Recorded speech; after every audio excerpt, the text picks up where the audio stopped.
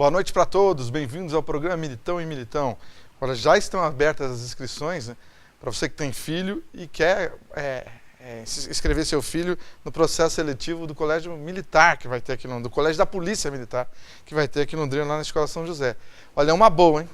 Que já aprende, né, disciplina e tudo, além de todo o conteúdo básico, vai ser legal demais essa nova escola que nós teremos aqui em Londrina. Confira aí a linha de produtos de Natal da Hashimitsu.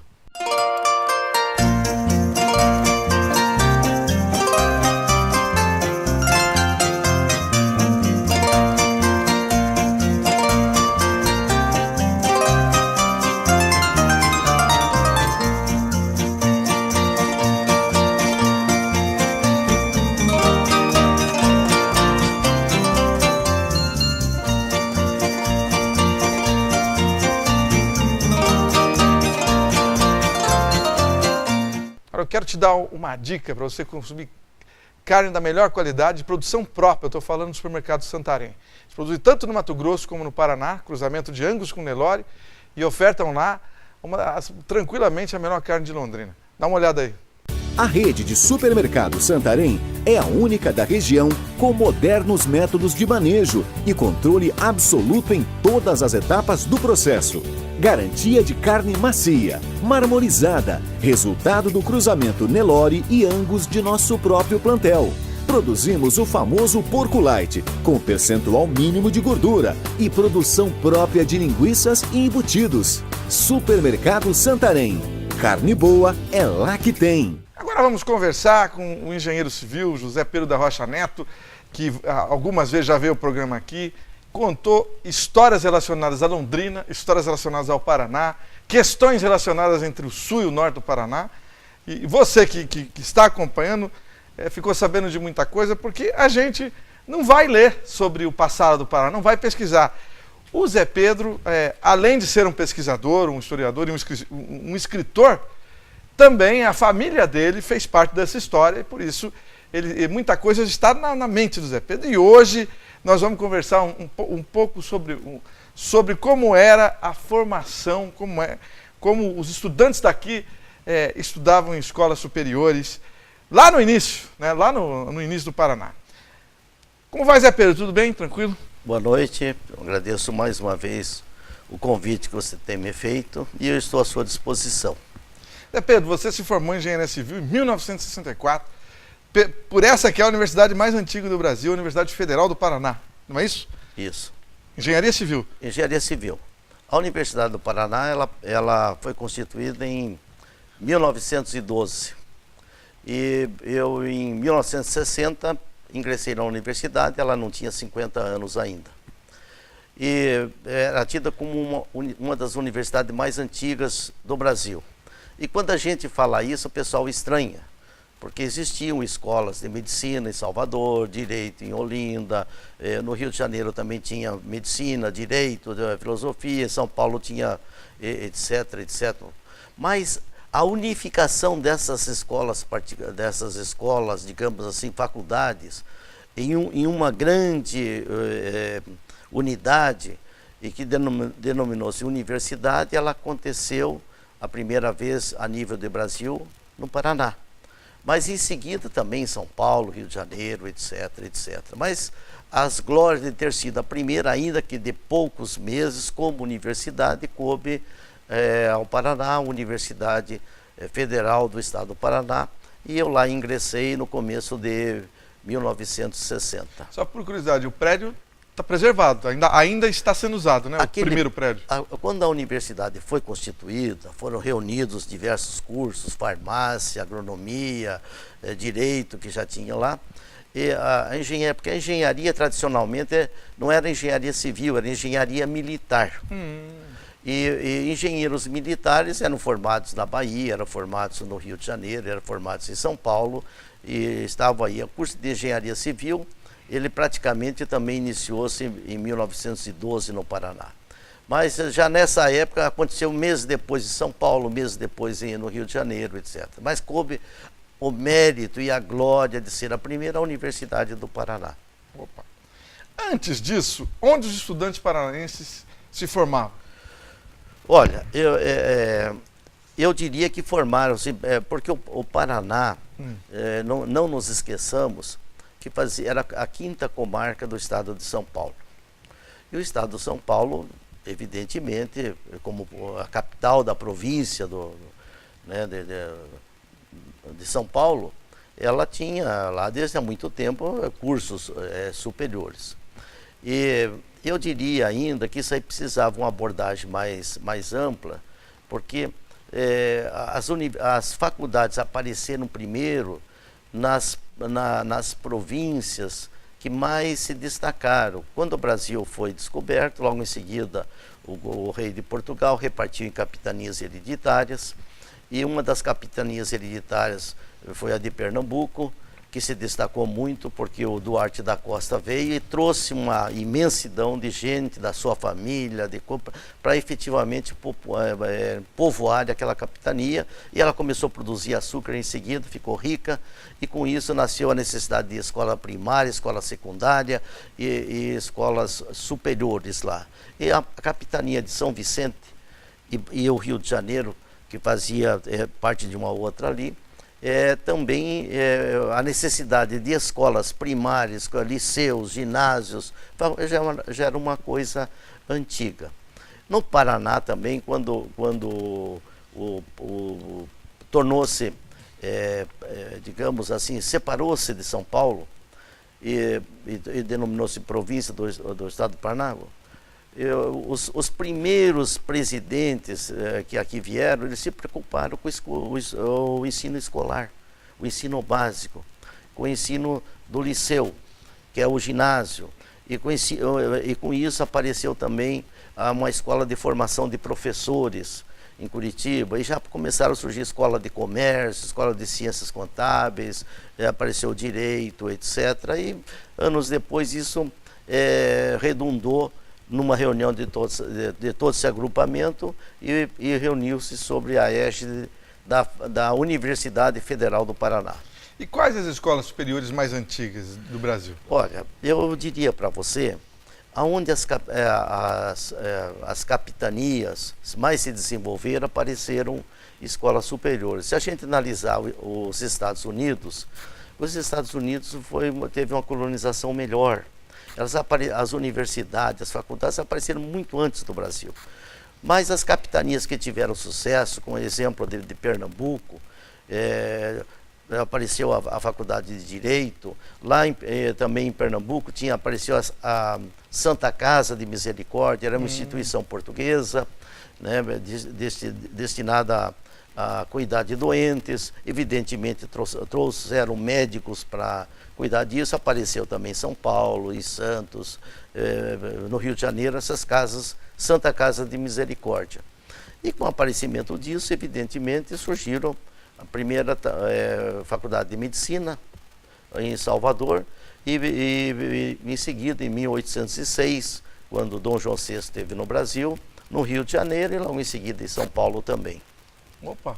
E faculdade de Direito? Faculdade de Direito foi uma coisa que alavancou mais, talvez pela facilidade de ensino. Certo. Talvez devido a isso, e também os ensinamentos jurídicos tinham a preferência dos estudantes. E os estudantes paranaenses, via de regra de Paranaguá, que lá em Paranaguá apareceu o Colégio dos Jesuítas, já em 1700 e lá vai pedrada. E esse colégio dos jesuítas prosperou muito, formou gente no ginásio. Depois surgiu Curitiba também, quando se transformou na capital da província, também surgiram.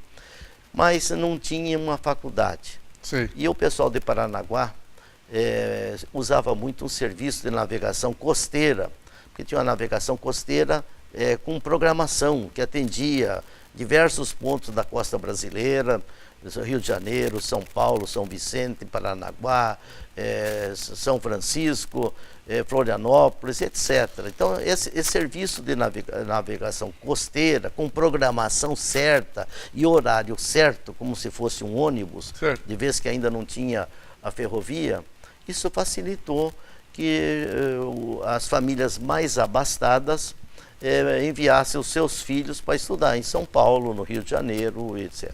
Outro dia eu estava conversando com a Marci, esposa do José Queiroz, meu particular amigo, e eu estava abordando isso porque o pai dela, o seu Darcy, que eu conheci também, ele era de Paranaguá, porque Paranaguá foi a primeira cidade do Paraná com bastante cultura, foi Paranaguá. Ah, é? Primeiro que Curitiba? Primeiro que Curitiba, apareceram poetas, apareceram gente lá, era uma cidade importante, né? Antes de Curitiba tornar-se a capital e prosperar bastante. E a Marci me falou que o pai dela, nascido em 1905, ele foi estudar no Rio de Janeiro. E formou-se lá no Rio de Janeiro em ciências contábeis. E que era comum o pessoal de Paranaguá ir a São Paulo, Rio de Janeiro, porque era uma viagem de certa forma confortável, já era navios a vapor, e já tinha uma constância de navegação, tinha horários definidos, e isso facilitou, evidentemente, muitos paranaenses, né? Visitaram o Jesuíno Marcondes, que era natural de Palmeiras, foi depois também presidente da província. Ele chegou a estudar na Europa. Nossa! Chegou a estudar na Europa. Então você vê que... Tudo de navio. Tudo de navio. E formou-se também no Brasil depois, em outra área. E anos depois, o Jesuíno Marcondes de Oliveira, ele tornou-se, inclusive, presidente da província do Paraná. Entendi.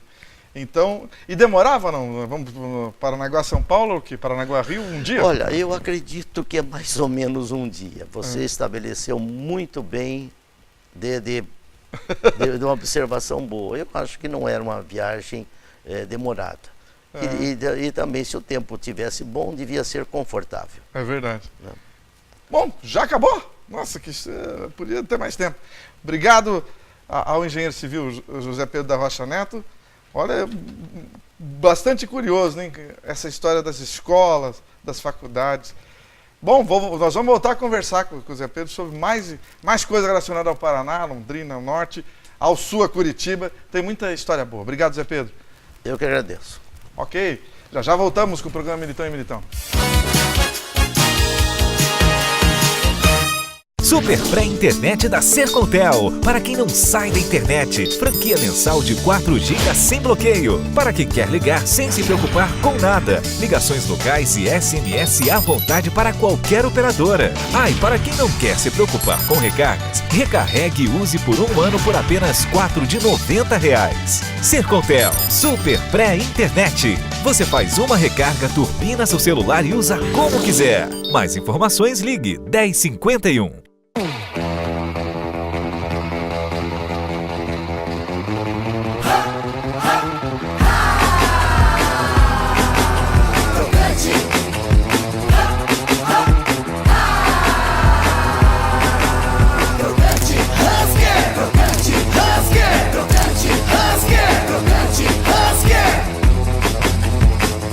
Husker, a batata deliciosamente crocante. Husker. Promoção Amuleto da Sorte Gin-Gin. Compre na Gin-Gin Culinária Asiática e ganhe uma raspadinha para concorrer a 10 prêmios de R$5.000 e 2 Nissan Kicks. Não perca a chance de começar o ano de carro zero e dinheiro no bolso. Confira a unidade mais próxima de você. Vem pra Gin-Gin. No centro de Londrina, no complexo comercial de maior sucesso, a Van. Leo Cosméticos e agora Cobase, o shopping do seu animal. É a maior rede pet shop do Brasil, com mais de 70 mega lojas, modernas, completas, diferenciadas. Cobase, venha conhecer, você vai se apaixonar. Private Motel, suítes diferenciadas que combinam modernidade e sofisticação na medida exata para proporcionar prazer com muito estilo. privatemotel.com.br, PR 445, próximo ao Parque Ney Braga. A importância de dar valor à vida. É assim que a Londrina Life, serviço de assistência de enfermagem 24 horas, trabalha para atender quem necessita de cuidados e atenção. Com equipe de profissionais altamente qualificada, a Londrina Life oferece serviços em várias áreas da saúde para pacientes de todas as idades, como atendimento pós-operatório, hospitalar ou domiciliar, além de aluguel de materiais e de ambulância. Com carinho, atenção e confiança, a Londrina Life é sinônimo de conforto e qualidade de vida para o paciente e de tranquilidade para a família.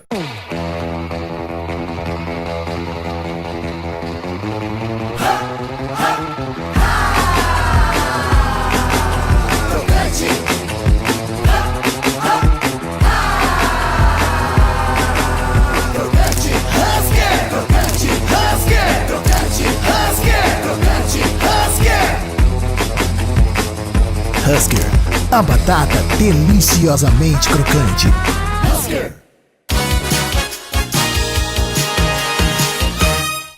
Muito bem, de volta com o programa Militão e Militão.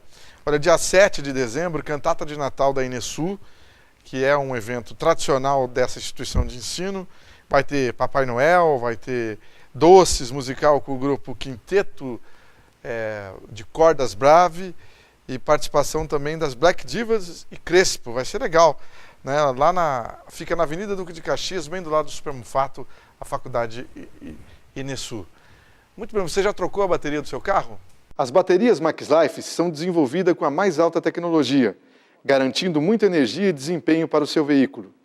Toda a linha MaxLife é certificada com os selos ISO 9001 e Inmetro. Quando for trocar a bateria do seu carro, exija qualidade. Peça MaxLife, baterias MaxLife. Quem tem, não troca. Fique com a dica de inglês da FD English. Hi guys, I'm Fabiano and this is FDTV. Nós trazemos dicas de inglês bem práticas e sem blá blá blá.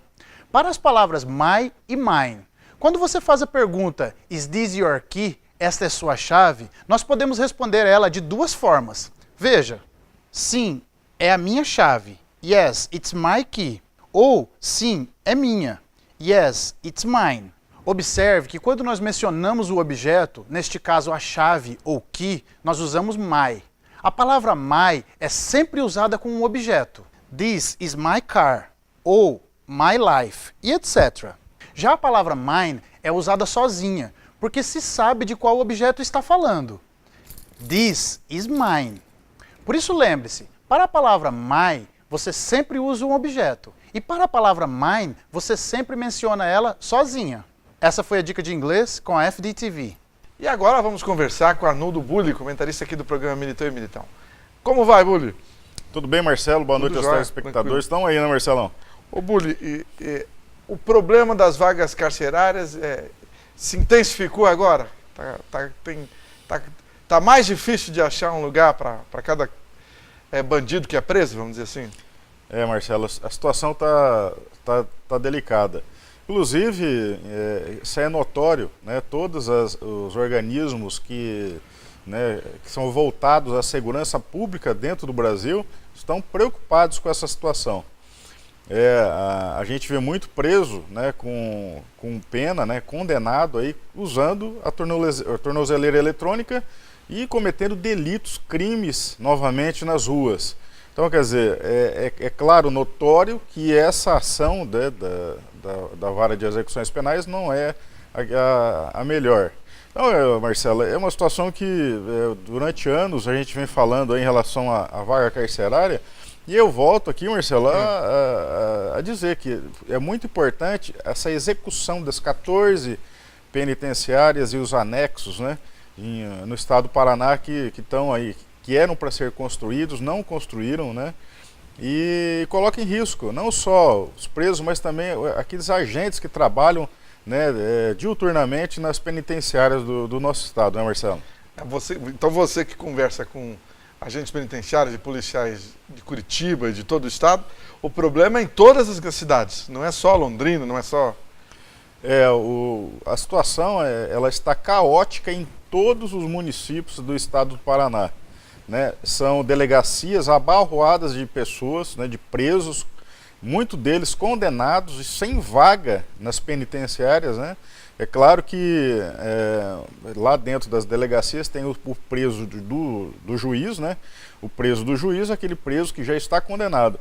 E o preso que está em processo, né, de crime. Então ele cometeu um delito na rua, né, ele foi tipificado, né, houve o flagrante ou a investigação, e ele foi ali preso, está aguardando, né, a sua pena.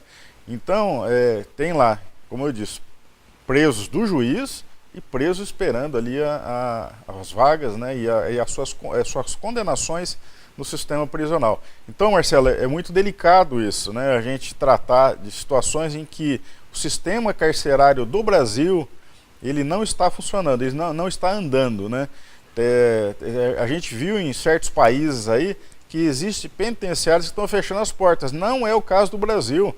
O pessoal está falando, a gente tem que dar ensino, dar educação para as crianças, né, para não cometer delitos. Tudo bem, isso é um processo à frente. Hoje, a toque de caixa aí, nós temos que construir penitenciárias para, né, fazer com que as pessoas de bem, elas consigam trabalhar, executar o seu serviço, né, e viver da melhor forma possível para que, né, a comunidade, né, que a nossa, né, cidade, o nosso estado, o nosso Brasil ande. Então é isso aí, é a construção de novas penitenciárias no estado, né, e é claro que isso aí cabe à autoridade, né, ao governador, até ao presidente, né, tomar uma iniciativa em relação a isso.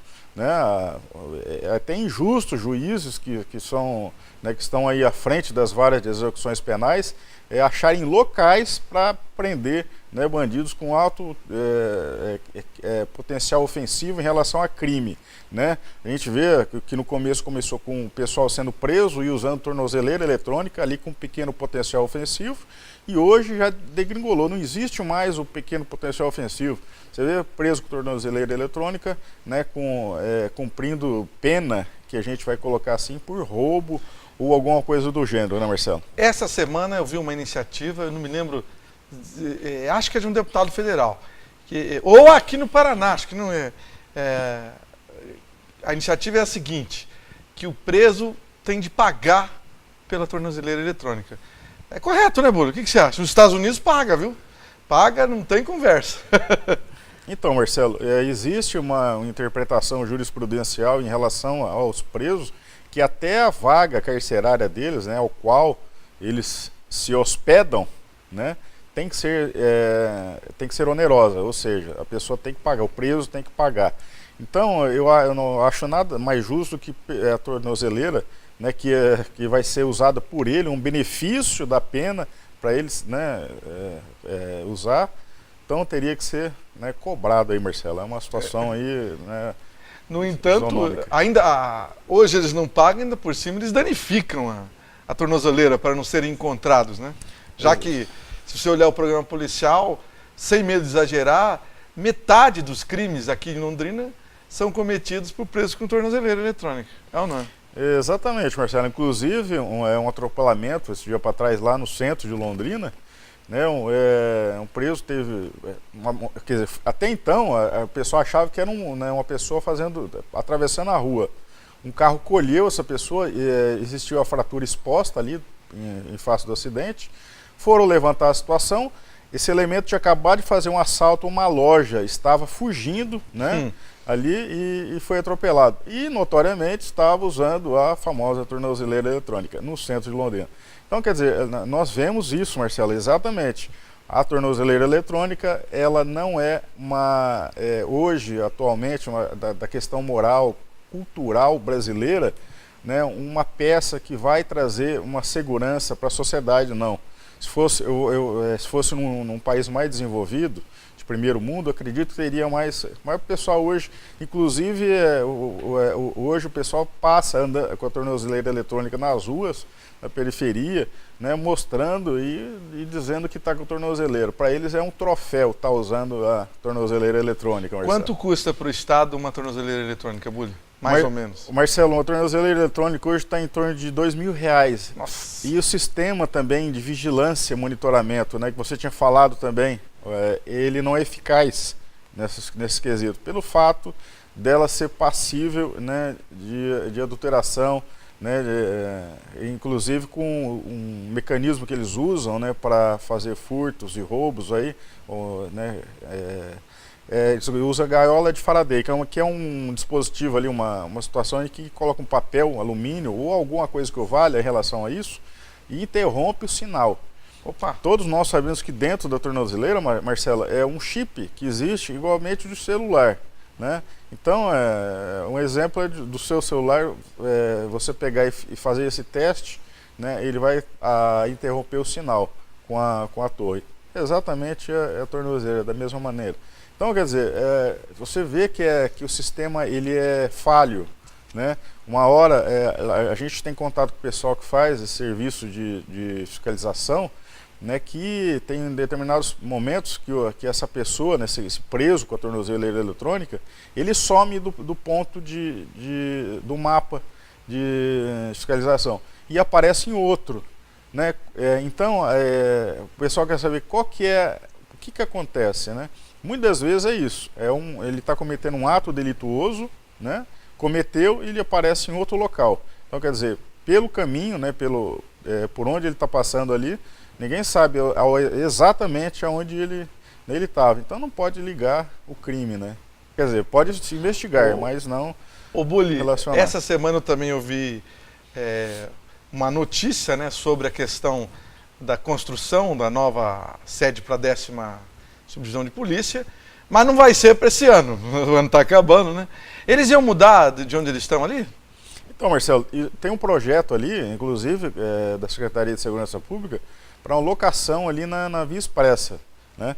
E claro que nós estamos aguardando, inclusive, tem também a transferência do segundo CRPM também, que já estava certa, né? Que é o Comando Regional da Polícia Militar. É o segundo Comando Regional da Polícia Militar daqui da região norte do estado, para os 5 conjuntos, né? Inclusive com salas, né? Existiu o projeto também da transferência do policiamento de choque, né? Da companhia de choque, do 5º Batalhão para a área lá do 2º CRPM nos 5 conjuntos. Não aconteceu ainda? Ainda não aconteceu, isso aí tem papel, está aprovado pela Secretaria, só falta a execução, pelo menos da parte do 2º CRPM. Agora, da locação da 10ª, né, ainda a gente está aguardando e esperamos que seja concluído, né, Marcelo? Obrigado, Arnoldo Bulli, grande abraço. Um abraço a todos, a dona Rita lá de Cambé, até o próximo programa. Ok, vamos embora, boa noite.